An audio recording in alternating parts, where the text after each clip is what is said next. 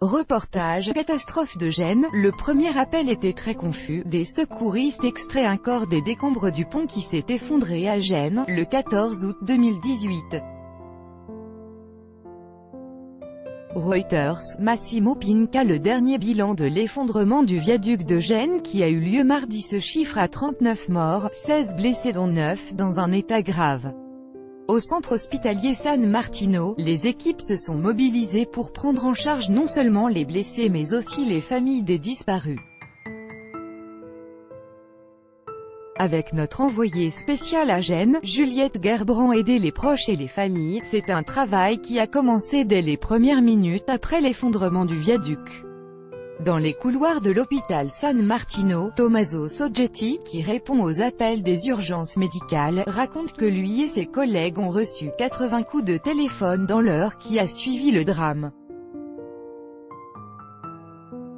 Le premier appel était très confus évidemment, et on devait rester concentrés, parce que si on se met à paniquer aussi alors tout le système des urgences qui s'écroule, et garder la bonne distance peut être compliqué.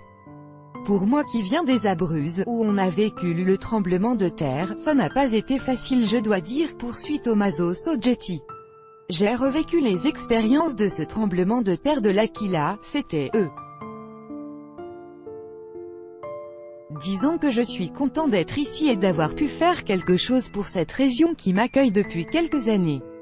Cela me fait plaisir de me rendre utile pour ces gens. À lire, après le drame, l'Italie décrète l'état d'urgence pour un an à Gênes. Gabriella Biffa dirige l'unité de soins psychologiques de l'hôpital et salue la mobilisation générale. On s'est tous mis en marche, d'ailleurs il a fallu rappeler des gens qui étaient en vacances, et on a essayé de faire le maximum.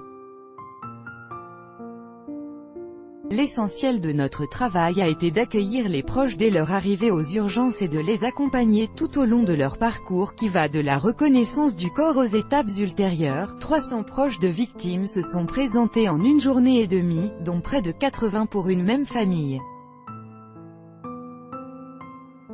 Des personnes de plusieurs cultures et de nationalités, accueillies, souligne la psychologue, dans le respect de leur tradition face à la disparition d'un être cher. Peu d'espoir de retrouver des survivants sur les lieux du drame. Toute la nuit, les recherches ont continué pour retrouver les corps qui restent ensevelis et bien sûr d'éventuels survivants.